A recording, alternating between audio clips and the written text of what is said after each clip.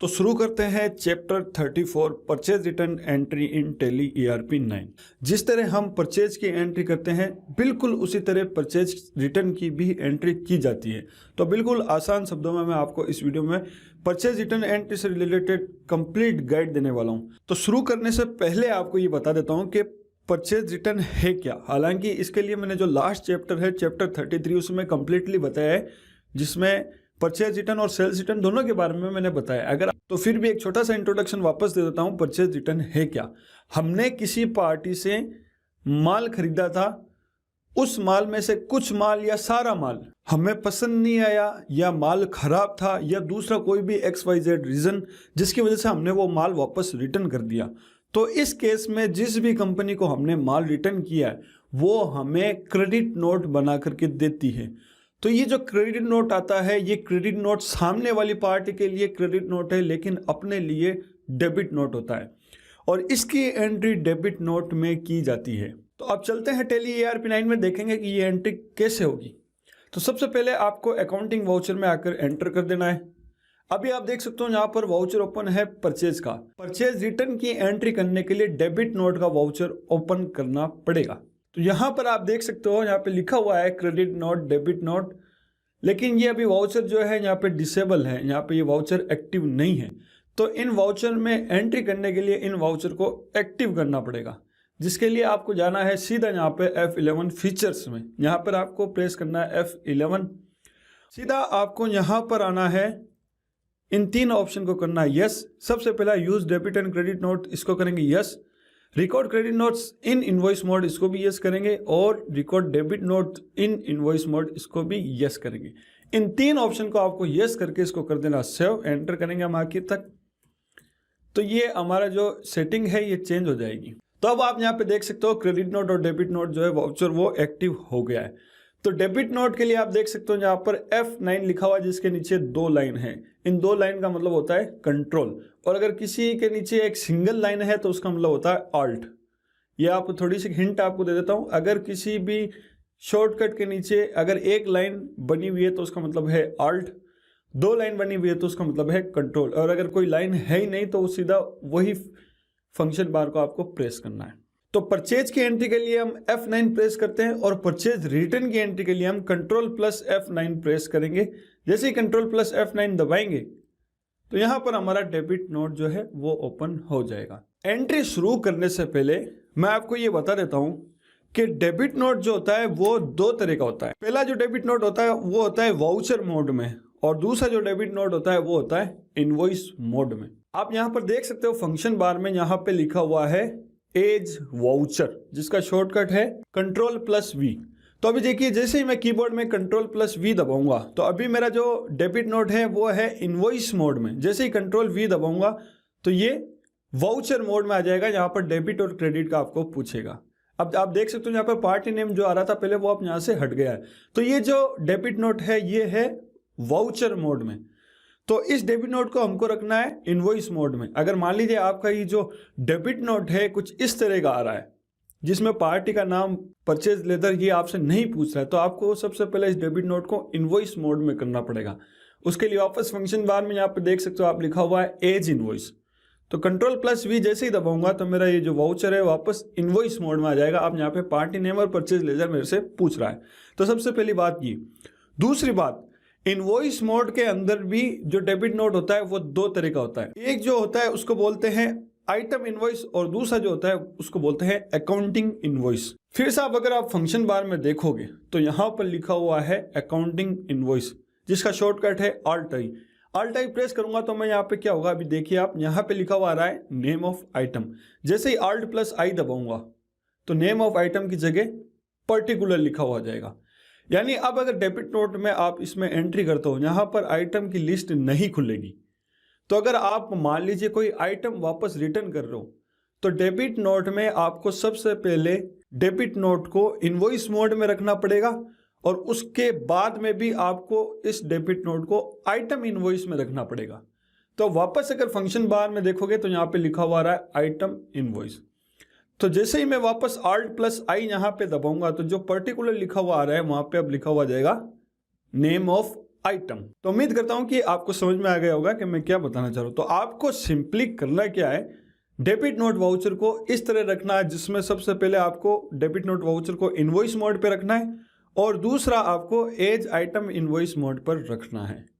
और ये मोड आप कहां से एक्टिवेट कर सकते हैं वो भी मैंने आपको बता दिया है। तो अब एंट्री शुरू करते हैं। तो यहां पर नोट्स में ओपन कर लूंगा। तो ये रही पहली एंट्री जिसमें लिखा हुआ है credit note number, credit note date, original invoice number, original invoice date और पार्टी नेम। देखिए यहाँ पे पार्टी नेम में मैंने पूरा एड्रेस नहीं डाला है, ना ही पार्टी के मैंने जीएसटी नंबर लिखे हैं या दूसरी पार्टी की डिटेल नहीं डाली है। आपके पास में जो क्रेडिट नोट आएगा उसमें पार्टी का नाम भी लिखा होगा, एड्रेस, जीएसटी नंबर वगैरह सब कुछ सारी डिटेल लिखी हुई होगी। और यहाँ पर मैंने HSN कोड जो है वो भी ब्लैंक रखे हैं। तो आपके पास जो क्रेडिट नोट आएगा उसमें HSN कोड वगैरह सारी डिटेल दी हुई। तो यहाँ पर मैंने इसलिए ये सारी डिटेल नहीं लिखी है, मैं थोड़ा सा अपना टाइम बचाना चाहता था, इसलिए मैंने यहाँ पर सारी डिटेल नहीं लिखी है। लेकिन जो जो इंपॉर्टेंट डिटेल है वो मैंने कुछ भी यहाँ पे छोड़ी नहीं है, सब लिखा है। तो अब हम एंट्री करना शुरू करेंगे। तो यहाँ आप वापस टैली ERP9 में आएंगे। अब सबसे पहले हमें देखना है कि जो हमने माल रिटर्न किया है वो किस तारीख को किया है। तो यहाँ पर देखिए 2 तारीख है, एक तो है क्रेडिट नोट डेट और एक है ओरिजिनल इनवॉइस डेट। तो अब इन दो में से कौन सी डेट लेनी है? हमें डेट लेनी है क्रेडिट नोट डेट वाली। हमने 1/11/2019 को ये माल वापस रिटर्न किया है। मैं आपको बता देता हूं कि ये जो माल है कमिन अनार 1 kg और इसबगोल रानी 1 kg, ये हमने ओरिजिनल इनवॉइस डेट यानी ये 2 अक्टूबर 2019 को परचेज किया था, जिसके बिल नंबर थे A67445। अब हमने ये वापस 1 महीने बाद 1/11/2019 को वापस रिटर्न कर दिया है, जिसका ये क्रेडिट नोट डेट है और ये क्रेडिट नोट नंबर है। तो हमें जिस तारीख को हमने माल रिटर्न किया वो तारीख सबसे पहले लगानी है। तो यहाँ पर टैली ERP9 में आऊंगा और F2 1/11/2019 एंड एंटर। अब यहाँ पर आप देख सकते हो लिखा हुआ रहा है ओरिजिनल इनवॉइस नंबर। इसका मतलब क्या है कि ये जो आप माल रिटर्न कर रहे हो वो आपने माल कब खरीदा था, किससे खरीदा था और जिस भी पार्टी से माल खरीदा था उसके इनवॉइस नंबर क्या थे। तो यहां पर देख सकते हो आप, हमने खरीदा है एग्रीस्टार जेनेटिक प्राइवेट लिमिटेड। तो एक बार अगर मैं एग्रीस्टार जेनेटिक प्राइवेट लिमिटेड का लेजर खोल लेता हूं, जिसके लिए मैं जाऊंगा डिस्प्ले, अकाउंट्स बुक और लेजर, और यहां पर एग्रीस्टार जेनेटिक प्राइवेट लिमिटेड का लेजर ओपन करूंगा। तो आप यहाँ पे देख सकते हो इसकी एक एंट्री है 2 अक्टूबर 2019 को जो हमने माल खरीदा था। तो मैं यहाँ पे एंटर करूंगा। आप देख सकते हो यहाँ पर मैंने इसे 2 अक्टूबर 2019 को ये आइटम खरीदे थे जिसका बिल नंबर ये था। तो ये है ओरिजिनल इनवॉइस नंबर और ये है उसकी ओरिजिनल इनवॉइस की डेट। तो परचेज रिटर्न में जो ओरिजिनल इनवॉइस नंबर और ओरिजिनल इनवॉइस डेट पूछता है वो आपको डेट ये वाली डालनी है। तो वापस एक बार मैं डेबिट नोट ओपन कर लेता हूँ, अकाउंटिंग वाउचर एंड Ctrl+F9। तो यहां पर अब मुझे ओरिजिनल इनवॉइस नंबर डालना है। तो मेरे ओरिजिनल इनवॉइस नंबर हैं ये वाले A67445, यहां पे लिखा हुआ ओरिजिनल इनवॉइस नंबर। तो A67445 एंड एंटर। अब ओरिजिनल इनवॉइस की डेट क्या थी वो डेट आपको यहां पर लिखनी है। तो जो मैंने माल खरीदा था वो खरीदा था 2 अक्टूबर 2019 को, तो 2/10/2019 एंड एंटर। अब पार्टी नेम है यहाँ पर एग्रीस्टार जेनेटिक प्राइवेट लिमिटेड, जो है गुजरात की पार्टी है मेरी। तो यहाँ पर मैंने गुजरात क्यों लिखा अभी आपको आगे बता दूंगा। तो यहाँ पर मैं लूंगा एग्रीस्टार जेनेटिक प्राइवेट लिमिटेड और करूंगा एंटर। तो यहाँ पर देख सकते हो आप इसका एड्रेस और स्टेट जो है ऑटोमेटिक आ रहा है और जीएसटी नंबर भी यहाँ पे आ रहे हैं। इसलिए मैंने PDF नोट्स में ये एड्रेस भी नहीं डाला और जीएसटी नंबर भी नहीं डाले ताकि मेरा थोड़ा सा टाइम बच जाए। तो ये गुजरात की पार्टी है, यहाँ पर इसको एंटर करेंगे और एंटर करेंगे। अब आपको लेना है परचेज का लेजर। अब यहाँ पर आ रहे हैं 4 परचेज के लेजर, एक purchase exempt, purchase GST, purchase IGST और परचेज इंटर स्टेट एग्जेम्प्ट। तो इनमें से आप कौन सा लेजर लोगे? तो अब देखिए यहाँ पर आपको सिंपली पहचान करनी है कि इस पार्टी से हमने कौन सा माल खरीदा था, परचेज एग्जेम्प्ट का खरीदा था या परचेज GST का या परचेज IGST का या परचेज इंटर स्टेट एग्जेम्प्ट का। वो पहचान आप कैसे कर सकते हो वो मैं आपको बता देता हूँ, कोई बड़ी बात नहीं है। सबसे पहली बात कि ये पार्टी जो है गुजरात की यानी हमारे दूसरे स्टेट की है। मैं राजस्थान का हूँ लेकिन ये पार्टी गुजरात की। तो पहले ये कंफर्म हो गया कि ये जो हमने माल खरीदा था वो इंटर स्टेट से खरीदा था यानी दूसरे स्टेट से। दूसरी बात, ये जो आइटम है इस पे 0% टैक्स लगता है, यानी ये जो आइटम है वो एग्जेम्प्टेड आइटम है। तो एग्जेम्प्टेड आइटम और इंटर स्टेट परचेज, तो यहां पर लेजर आएगा मेरा परचेज इंटर स्टेट एग्जेम्प्ट। ठीक है, तो यहां पर परचेज इंटर स्टेट एग्जेम्प्ट को मैं करूंगा एंटर। तो फिर से बता देता हूं कि यहाँ पर मैंने परचेज इंटर स्टेट एग्जेम्प्ट क्यों लिया है, क्योंकि इस पार्टी से जो मैंने माल खरीदा था ये पार्टी बाहर की पार्टी है, किसी दूसरे स्टेट की पार्टी है। और दूसरी बात, इसके जो आइटम हमने खरीदे थे उस पर कोई भी टैक्स नहीं लगता। तो ये हो गया परचेज इंटर स्टेट एग्जेम्प्ट। तो अब हमें लेना आइटम हम इसको रिटर्न कर रहे हैं कम इन अनार 1 kg, कम इन अनार 1 kg एंड एंटर। तो यहाँ पर अब हम इसको कितना किलो माल वापस रिटर्न कर रहे हैं वो देख लेते हैं। यहाँ पर हम इसको रिटर्न कर रहे हैं 5 किलो, तो यहाँ पर 5 डाल करके एंटर कर दूंगा। अब 1 किलो की रेट क्या है, यहाँ पर 1 किलो की रेट है 420। तो जितने में हमने खरीदा था उतने में ही वापस रिटर्न करेंगे। तो 420 में हमने खरीदा था, 420 में वापस रिटर्न कर रहे हैं। एंटर करूंगा, अब लूंगा अगला आइटम। अगला आइटम है इसबगोल रानी 1 kg। तो इसबगोल रानी 1 kg आप देख सकते हो यहाँ पर 4 किलो ही अवेलेबल है। तो अब हमारे पास 4 किलो का ही स्टॉक है, तो हम 4 किलो तक ही वापस रिटर्न कर सकते हैं। अगर जैसे ही आप 5 किलो डालोगे तो यहाँ पर स्टॉक जो है वो हमारा माइनस में आ जाएगा। अब अगर मान लीजिए आपके कुछ गड़बड़ है, किसी तरह की आपने मान लीजिए एंट्री उधर उधर कर दी है और स्टॉक आपके माइनस में चला जाता है, तो एक बार आप एंट्री को ना करना सीख लीजिए, क्योंकि अभी हम केवल प्रैक्टिस मोड पर हैं, अभी हम किसी का भी काम नहीं कर रहे हैं। तो इसबगोल रानी 1 kg को आपको सेलेक्ट करना है और यहाँ पे करूंगा मैं एंटर। अब हमने इससे कितना माल वापस रिटर्न किया, तो उसके लिए पीडीएफ नोट्स ओपन करेंगे और यहाँ पर लिखा हुआ है 4 किलो, तो 4 किलो एंड एंटर। तो 1 किलो की रेट क्या थी 290, तो यहाँ पर भी लिखी हुई है 290, टोटल हो गई 1160। तो टेली ERP9 में भी यहाँ पे भी 1160 आ रहा है और टोटल बिल का जो अमाउंट है वो हो गया 3260 और यहाँ पर भी हो गया 3260। तो अब आगे हम एंटर करेंगे। देखिए इस पर कोई भी SGST और CGST नहीं लग रहा है, क्योंकि ये जो आइटम है वो नील रेटेड का आइटम है, यानी 0% टैक्स है, इसलिए यहाँ पर SGST और CGST नहीं लगाएंगे। आगे बढ़ेंगे, यहाँ पर आपको प्रोवाइड GST डिटेल इस ऑप्शन को करना है यस। तो यहाँ पर मैं एंटर करूँगा। अब यहाँ पर आपको रीज़न देना है कि ये जो आपका जो डेबिट नोट इश्यू कर रहे हैं उसका रीज़न क्या है। तो यहाँ पर रीज़न ये है हमारा सेल्स रिटर्न। ये सेल्स रिटर्न सामने वाली पार्टी के लिए, लेकिन हमारे लिए परचेज रिटर्न है। तो यहाँ पर हमें डालना है सेल्स रिटर्न। तो सेल्स रिटर्न सेलेक्ट करके एंटर करना है। अब आपको डालना है सप्लायर्स डेबिट और क्रेडिट नोट, यानी सप्लायर ने आपको जो क्रेडिट नोट दिया है उसके क्रेडिट नोट नंबर अब यहाँ पर आपको डालने हैं। तो ये रहा क्रेडिट नोट नंबर AR412, तो AR412 एंड एंटर। और क्रेडिट नोट की डेट आपको यहाँ पर डालनी है। क्रेडिट नोट की डेट है 1/11/2019, तो 1/11/2019 एंटर, एंटर एंड एंटर। तो ये लास्ट स्टेप है, जैसे एंटर करेंगे हमारे डेबिट नोट की जो एंट्री है वो भी हो जाएगी यहाँ पे। तो देखिए आपको हाईलाइट दे देता हूँ। हाईलाइट ये है कि हमने जो माल जिससे भी जितने भी रुपए का खरीदा था और जैसे भी खरीदा था वैसे के वैसे आपको वापस रिटर्न की एंट्री करनी है। आपको परचेज लेजर में भी ध्यान रखना है कि परचेज GST का आइटम था या IGST का था या इंटर स्टेट एग्जेम्प्ट का था या केवल परचेज एग्जेम्प्टेड का था।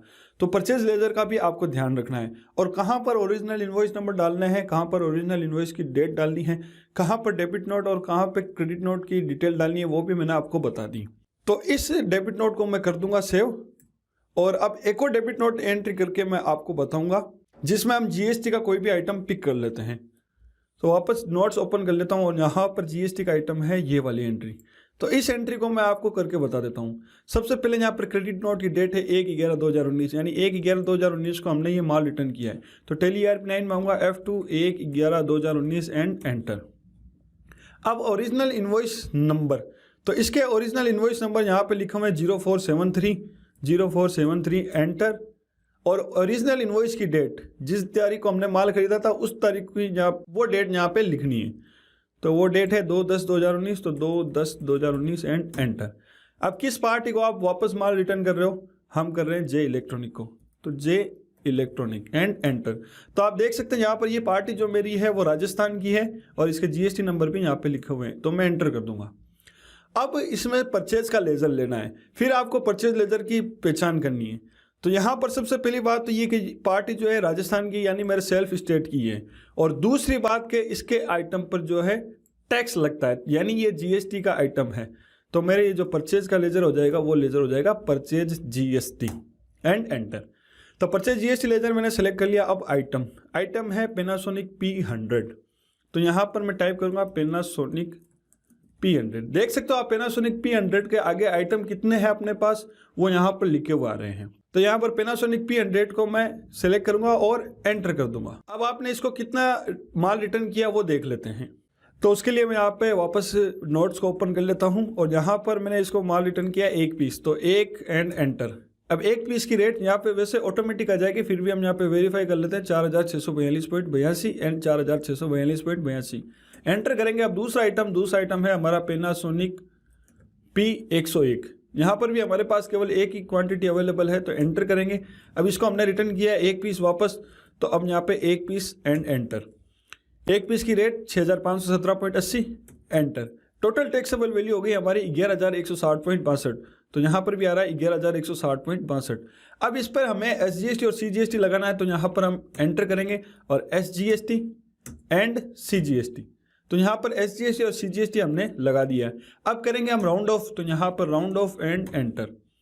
तो अब देखिए मैंने यहाँ पे पहले तो ऑटोमेटिक राउंड ऑफ आ रहा था, लेकिन अब मैंने ऑटोमेटिक राउंड ऑफ यहाँ पे हटा दिया ताकि मैं आपको बता दूं कि राउंड ऑफ कैसे लगाते हैं। तो यहाँ पर देखिए, यहाँ पर राउंड ऑफ लिखा हुआ है 0.12, लेकिन यहाँ पर नीचे आ रहा है 12,499.90, तो हमें इसको करना है 12,500 रुपये।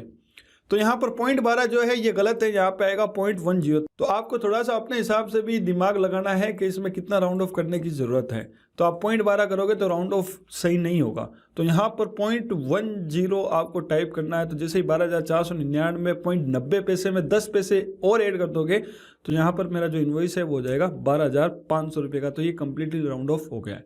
अब एंटर करेंगे, प्रोवाइड GST डिटेल, इसको करेंगे हम यस एंड एंटर। अब आपको यहाँ पर डेबिट नोट इशू करने का रीज़न देना है। ये सामने वाली पार्टी का सेल्स रिटर्न है, यानी हमारा परचेज रिटर्न। तो यहाँ पर सेल्स रिटर्न सेलेक्ट करके एंटर करेंगे।